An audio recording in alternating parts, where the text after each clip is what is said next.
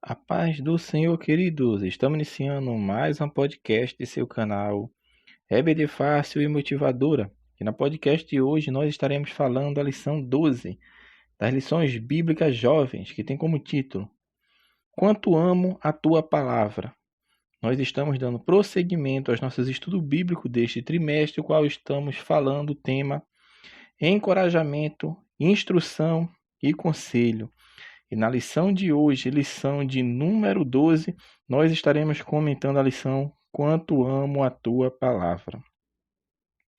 O texto principal está no Salmo 119, versículo 105. Lâmpada para os meus pés é a tua palavra e luz para o meu caminho. Resumo da lição. A meditação diária da Bíblia gera sabedoria e discernimento, bem como direção para a trajetória de nossa vida. O texto bíblico encontra-se no Salmo de número 119, dos versículos 97 ao versículo 109. Introdução. Nesta lição vamos estudar o Salmo 119. Veremos a sua estrutura, seu propósito e o entusiasmo pelo comprometimento de viver os preceitos da lei de Deus na sociedade. O estudo desse salmo é um convite a potencializar a forma como nos relacionamos com a Bíblia, a palavra de Deus.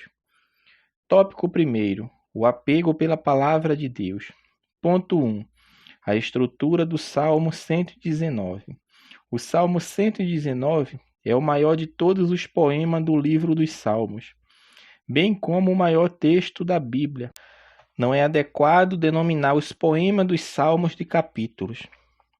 Ele tem semelhança com o Salmo 19, um poema menor que mostra a beleza da lei no contexto da criação divina.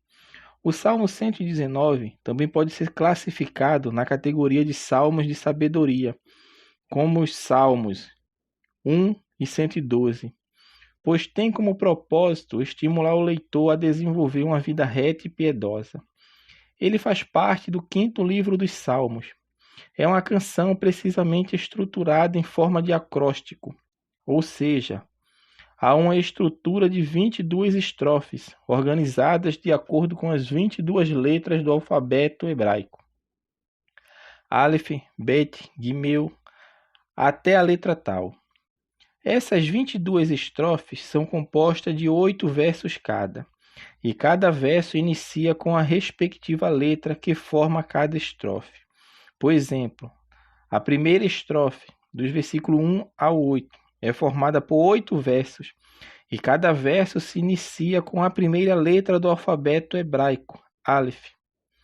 Claro que a tradução do texto hebraico para o português não nos permite perceber claramente essa estrutura, mas quem consegue ler a Bíblia em hebraico percebe isso com clareza.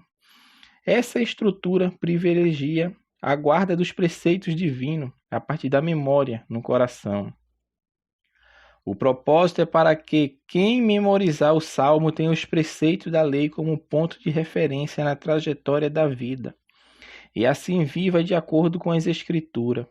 É um salmo que auxilia o crente a ampliar o pensamento bíblico, aprofundar o significado dos retos princípios e atingir um grande nível de fervor espiritual. Naturalmente, é impossível expor o Salmo 119 em uma lição. Por isso, abordaremos aqui 2 porções do Salmo. Primeiro, versículos 97 a 104 e segundo, versículos 105 a 112. Ponto 2. A meditação na palavra traz sabedoria e discernimento. Versículos 97 a 100. Os versículos 97 a 104 formam a estrofe iniciada pela letra hebraica Me. O versículo 97 mostra que o salmista ama a lei de Deus e por isso ela é sua meditação diária. Os versículos 98 a 100 trazem a consequência dessa meditação diária, sabedoria e discernimento. Nesse sentido, nem o conhecimento dos inimigos, as lições dos melhores professores e nem mesmo a experiência dos idosos se comparam com a sabedoria que emerge da meditação na palavra de Deus. A lição é clara. Ser perito numa atividade profissional ter uma invejável cultura intelectual, ou até mesmo envelhecer não significa ser sábio e um bom discernidor dos tempos. Podemos ser perito em alguma atividade, ser intelectualmente vigorosos, experientes na vida, mas completamente vazios dos princípios divinos que regem o nosso comportamento espiritual e moral. Só a meditação diária nos princípios eternos é capaz de nos tornar verdadeiramente sábios neste mundo. E isso só é possível porque guardamos o que está na palavra. Ponto 3. A meditação na palavra traz amor pela verdade. Versículos 101 a 104. Os versículos 101 a 104 mostram que quem observa os preceitos da palavra desvia os pés do erro, não se afasta dos justos juízos de Deus, ao ponto de deleitar a alma na palavra de Deus. É essa experiência com a palavra que leva o crente ao perfeito entendimento da verdade e, ao mesmo tempo, faz aborrecer os caminhos falsos. Assim, uma das consequências naturais para a vida de quem persevera em meditar diariamente na palavra de Deus é amar o que é verdadeiro e aborrecer o que é mentiroso, ilusório e passageiro. Tópico 2. A palavra ilumina o caminho do justo. Ponto 1. A palavra de Deus como direção para a vida. Versículo 105. Os versículos 105 a 112 formam a estrofe iniciada pela letra hebraica Nun. O primeiro verso diz que a palavra de Deus é como lâmpada para os nossos pés. A imagem da luz nesse versículo, como em outros, traz a ideia de direção de Deus para os caminhar na vida. Essa luz na vida de quem busca na palavra de Deus o fundamento de tudo é como a luz do alvorecer que brilha cada vez mais até clarear o dia. É da palavra de Deus que precisamos, diante de uma infinidade de atuais filosofias e ideologias, que no lugar de estimularem o melhor de nós, despertam os mais violentos vícios de nossa alma.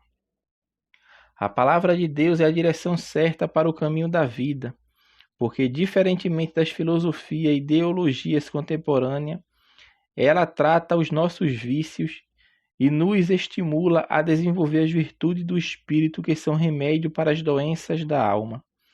Permitamos a palavra de Deus nos dirigir para as virtudes do Espírito e, ao mesmo tempo, instalar em nossa alma o desprezo pelos vícios e instintos pecaminosos. Ponto 2. Comprometido com os retos juízos da palavra. Versículos 106 a 110. Ter a palavra de Deus como luz nos estimula a nos comprometer com ela. Por isso o salmista jura a cumprir o seguinte: guardar os justos juízos da palavra. Ora, quem tem o privilégio de guardar a palavra sabe que no momento da aflição pode ser vivificado por ela, que a vida piedosa tende a ser mais intensa, que no momento do perigo, ainda assim não se esquece da verdade, que diante das armadilhas do inimigo não se desvia dos preceitos da palavra. Quem guarda a palavra de Deus se compromete e se entusiasma com isso, a viver na contramão de todos e quaisquer valores contrários a ela. Qual tem sido seu comprometimento para com os retos juízos da palavra de Deus? Ponto 3. Guardando a palavra como legado recebido. Versículos 111 e 112. O salmista reconhece que o testemunho que se encontra na palavra foi recebido como legado de seus pais. Por isso, o seu coração está inclinado a guardar os decretos divinos para sempre. Esses dois versículos nos ensinam que recebemos a palavra de Deus como um legado de nossos antepassados. A Igreja de Cristo não começou conosco, muito menos a sua igreja local. Houve homens e mulheres desprendidos que deram suas vidas para que a palavra de Deus pudesse nos alcançar. Há uma nuvem de testemunha antes de nós. Por isso somos convidados a agradecer a Deus pelos nossos pais, professores de escola dominical e pastores que nos legaram a palavra de Deus. Quantas vezes recebemos de Deus a palavra por intermédio da vida de um irmão ou de uma irmã? E como aprendemos a palavra com eles? Portanto, olhe para trás e reconheça o legado dos irmãos do passado, que nos transmitiram a palavra de Deus, Aprenda com eles no presente, a fim de amadurecer para o futuro. E não esqueça do conselho do apóstolo Paulo ao jovem Timóteo. Guarda o bom depósito pelo Espírito Santo que habita em nós. Tópico 3. A Bíblia como ponto de referência para os desafios atuais. Ponto 1. A Bíblia como a base da trajetória da vida. Ao estudarmos o Salmo 119, percebemos que ele é um louvor a Deus pela existência da sua palavra. Essa palavra se encontra ao alcance de suas mãos por meio da Bíblia. Esta é a revelação especial de Deus para a humanidade. Ela é a revelação especial porque fala da história da redenção em que Jesus Cristo é o centro de toda essa história. Assim, a Bíblia é a base da trajetória de nossa vida, porque ela nos revela Cristo e todos os seus ensinamentos necessários para a vida. Por isso, a palavra de Deus perpassa os lugares mais escondidos dentro de nós. Portanto, a Bíblia nos ensina a viver e também nos prepara para morrer, pois um dia prestaremos conta de tudo o que fizermos neste mundo. Ponto 2. A Bíblia como obstáculo às escolhas erradas. O Salmo 119 nos ajuda a perceber a Bíblia como uma base para a trajetória da vida. Ele também nos auxilia a compreender que, consequentemente, a Bíblia é um obstáculo às escolhas erradas. Ora, como ela alcança a nossa mente, nos ajudando a pensar a verdade, a amar a verdade e praticar a verdade. A Bíblia se torna um antídoto contra as escolhas erradas. Quando pensamos, amamos e praticamos os valores da Bíblia, não há espaço para os valores secularizados. Por isso, diante de uma cultura secularizada que nos estimula a tomar decisões desprovidas dos valores atemporais e eternos da Bíblia, decida de maneira entusiasmada a obedecer de todo o seu coração a palavra de Deus. Sinta-se privilegiado de ser convocado por Deus a trilhar um caminho de sabedoria e discernimento num tempo marcado pela tolice e ignorância espirituais. Ponto 3. A Bíblia como fundamento sólido. O Salmo 119 também nos ajuda a perceber a Bíblia como um farol que ilumina tempos escuros. Sociólogos já descreveram este tempo como um período líquido, em que não há valores sólidos, em que a superficialidade predomina na vida de muitos jovens. Suas esperanças e sentido de vida se desmancham com facilidade. Entretanto, a palavra de Deus é como uma rocha, que traz fundamento a uma casa. Por isso a Bíblia tem o poder de trazer lucidez e equilíbrio ao ser humano que perdeu a esperança. Nela encontramos o sentido de nossa existência e somos encorajados a viver de acordo com esse sentido, de uma maneira divinamente coerente com o que Deus nos vocacionou a ser. Conclusão. A presente lição nos encorajou a ter a Bíblia em alta conta. O Salmo 119 nos ajuda a refletir a respeito da importância da meditação na Bíblia, a palavra de Deus, em nossa trajetória de vida. Certamente você está inserido num contexto externo, em que os valores da Bíblia são desprezados. Entretanto, você tem a oportunidade de revelar esses valores bíblicos no contexto de sua vivência, de modo que as pessoas sejam influenciadas pelos princípios atemporais e eternos que brotam das Sagradas Escrituras. Portanto, honre a palavra de Deus em qualquer lugar que você esteja.